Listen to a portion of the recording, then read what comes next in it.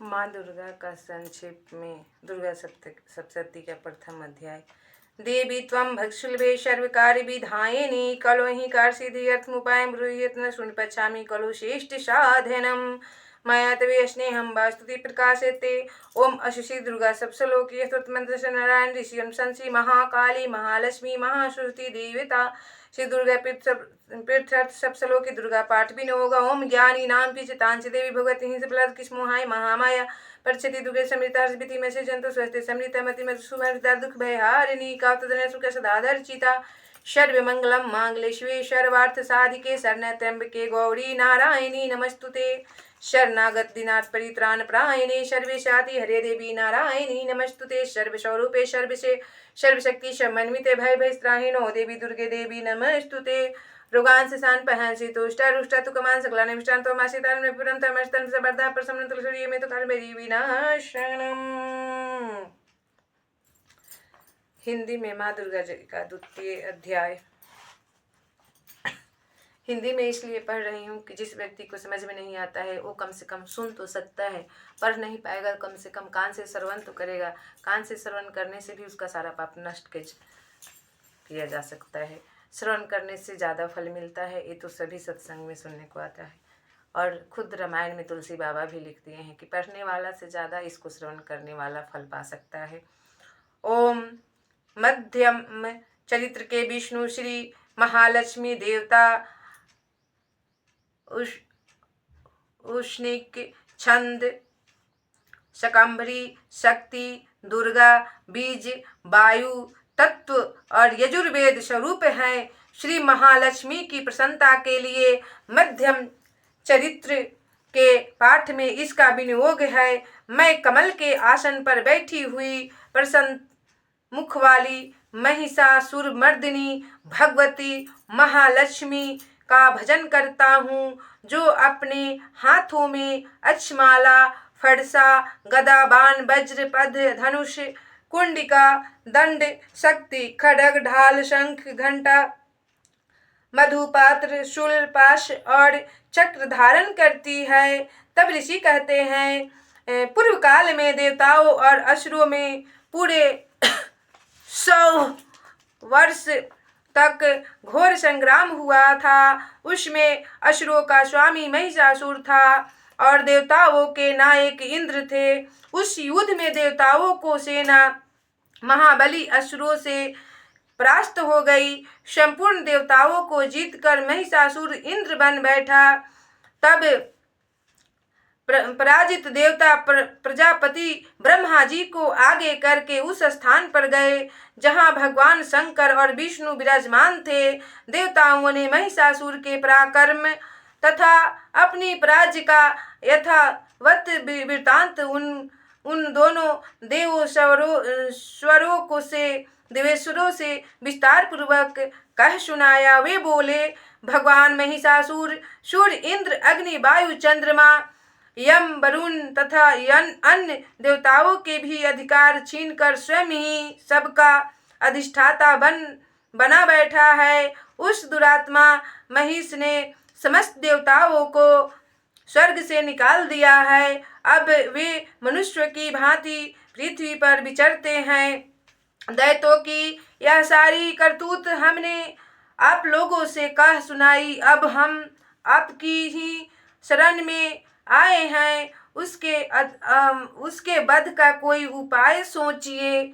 सब देवता लोग परास्त हो गए थे। तब भगवान विष्णु और शिव के पास पहुंचते हैं। तब इस प्रकार देवताओं के वचन सुनकर भगवान विष्णु और शिव ने दैत्यों पर बड़ा क्रोध किया। उनकी भौहें तन गई और मुंह टेढ़ा हो गया।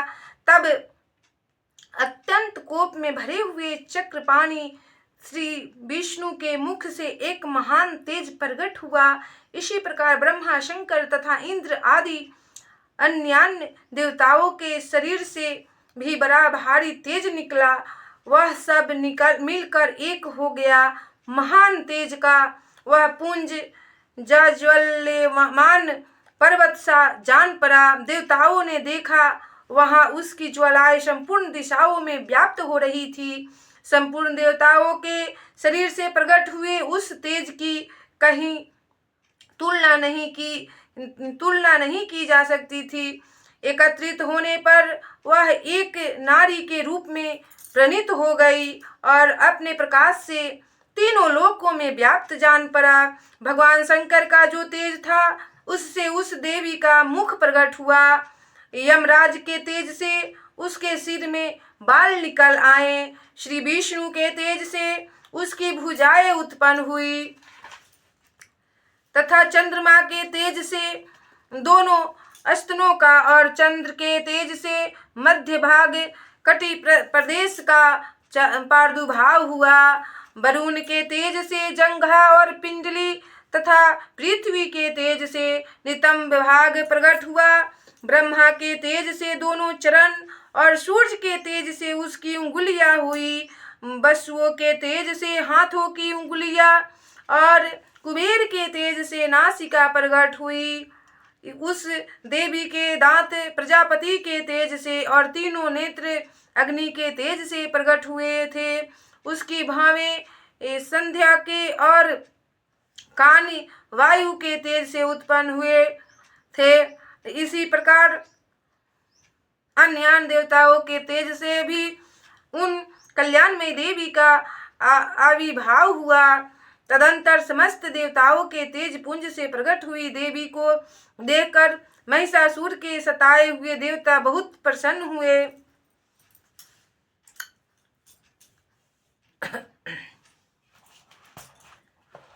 जय माता दी प्रेम से बोलो जय माता दी जय माता दी जय माता प्रेम से बोलो जय माता दी जय माता दी जय माता।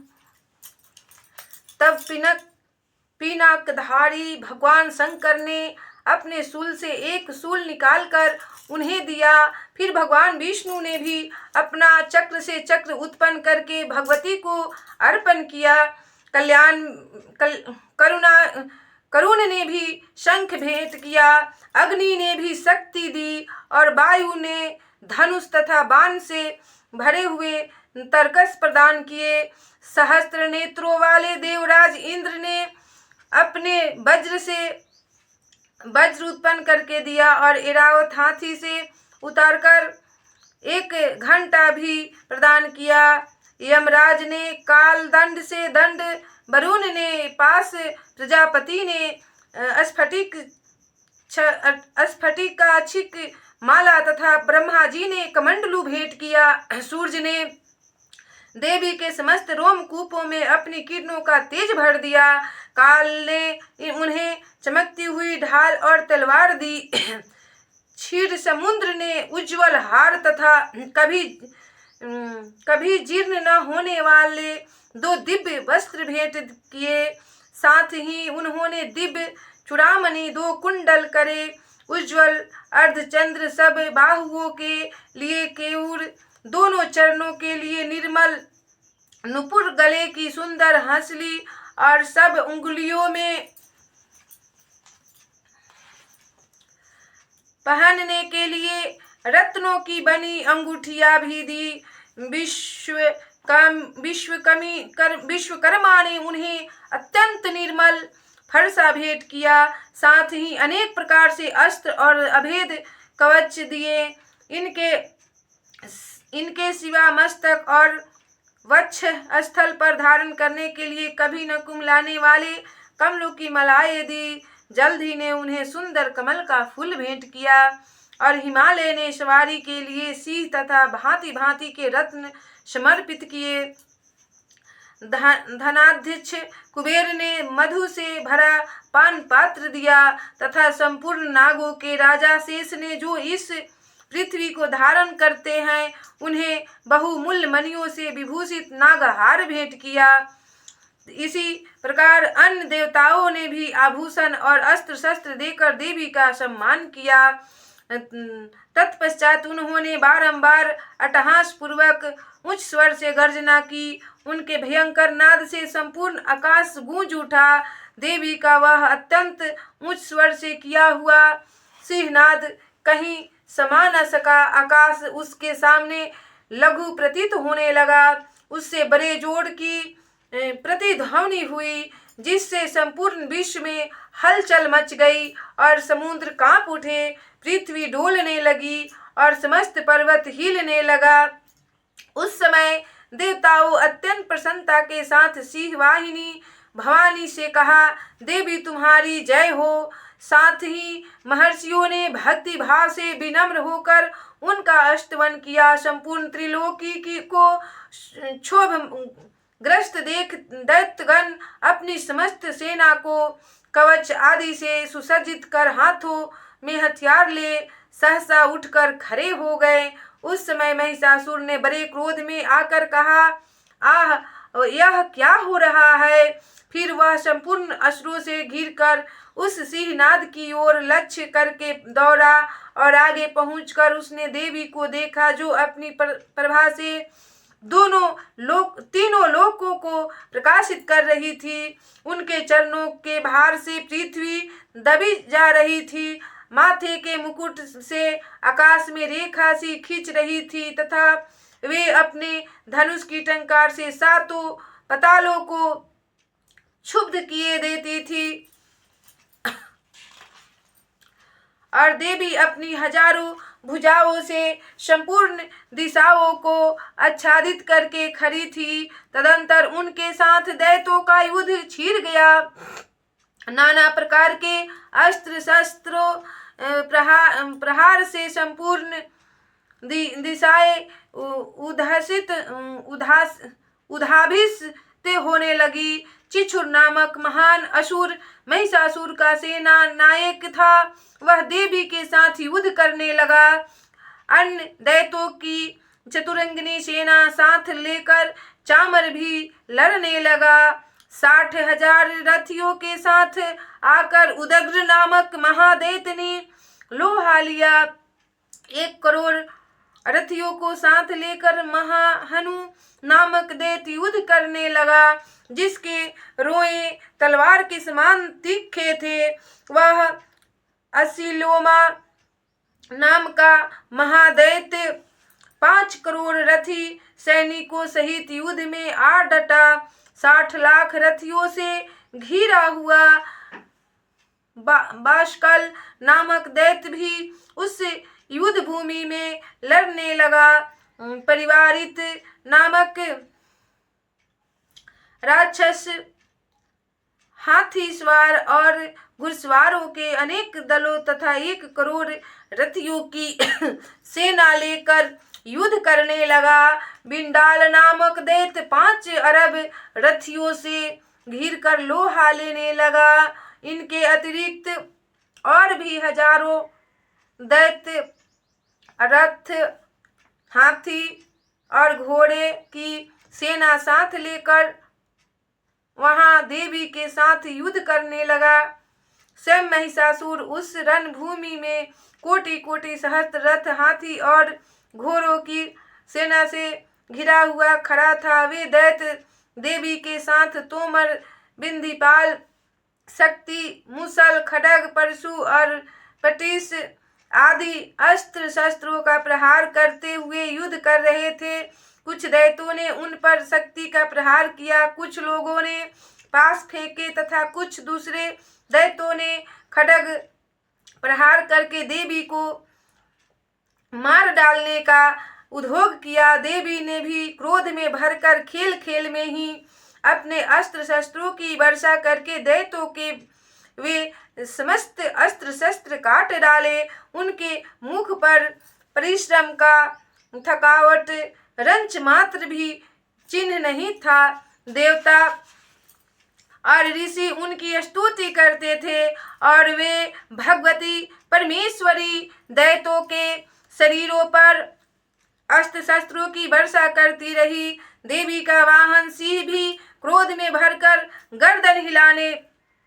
गर्दन के बालों को हिलाने लगा।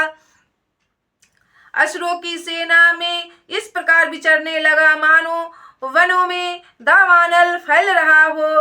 रणभूमि में दैत्यों के साथ युद्ध करती हुई अंबिका देवी ने जितने निश्वास छोड़े वे सभी तत्काल सैकड़ों हजारों गणों के रूप में प्रकट हो गए और परशु, बिंदीपाल, खड्ग तथा पटीस आदि अस्त्रों द्वारा असुरों का सामना करने लगी। देवी की शक्ति से बड़े हुए वे गण असुरों का नाश करते हुए नगारा और शंख आदि बाजे बजाने लगे। उस संग्राम महोत्सव में कितने ही गण मृदंग बजा रहे थे। तदंतर देवी ने त्रिशूल से, गदा से, शक्ति की वर्षा से और खड्ग आदि से सैकड़ों महादैत्यों को संहार कर डाला। कितनों को घंटे के भयंकर नाद से मूर्छित करके मार गिराया। तब बहुतेरे दैत्यों को पास से बांधकर धरती पर घसीटा। कितने ही दैत्य उनकी तीखी तलवार की मार से दो दो टुकड़े हो गए। कितने ही गदा की चोट से घायल हो धरती पर सो गए। कितने ही मुसल की मार से अत्यंत आहत होकर रत बमन करने लगे। कुछ दैत्य शूल से छाती फट जाने के कारण पृथ्वी पर ढेर हो गए तथा उस रणांगन में वान समूहों की वृष्टि से कितने ही असुरों की कमर टूट गई। बाज की तरह झपटने वाले देव पिंडक दैत्यगण अपने प्राणों से हाथ धोने लगे। किन्हीं की भावें छीन भिन हो गई, कितनों की गर्दनें कट गई। कितने ही दैत्यों के मस्तक कट कट कर गिरने लगे। कुछ लोगों के शरीर मध्य भाग से ही विदीर्ण हो गए। कितने ही महादैत्य जांघें कट जाने से पृथ्वी पर गिर पड़े। कितनों की ही देवी ने एक बाह, एक पैर और एक नेत्र वाले करके दो टुकड़े में चीर डाला। कितने ही दैत्य मस्तक कट जाने पर भी गिरकर फिर उठ जाते और केवल धड़ के ही रूप में अच्छे अच्छे हथियार हाथ में ले देवी के साथ युद्ध करने लगते थे। दूसरे कबंध युद्ध के बाजों की लय पर नाचते थे। कितने ही बिना सिर के धर हाथों में खड्ग शक्ति और ऋषि दृष्टि लिए दौड़ते थे तथा दूसरे दूसरे महादेव ठहरो ठहरो यह कहते हुए देवी को युद्ध के लिए ललकारते थे। जहाँ वह घोर संग्राम हुआ था वहाँ की धरती देवी के गिराए हुए रथ, हाथी, घोड़े और असुरों की लाशों से ऐसी पट गई थी कि वहां चलना फिरना असंभव हो गया था। दैत्यों की सेना में हाथी, घोड़े और असुरों के शरीरों से इतनी अधिक मात्रा में रक्तपात हुआ था कि थोड़ी ही देर में वहां खून की बड़ी बड़ी नदियां बहने लगी। जगदम्बा ने असुरों को विशाल सेना को क्षण भर में नष्ट कर दिया। ठीक उसी तरह जैसे तृण और काठ के भारी ढेर को आग कुछ ही क्षणों में भस्म कर देती है,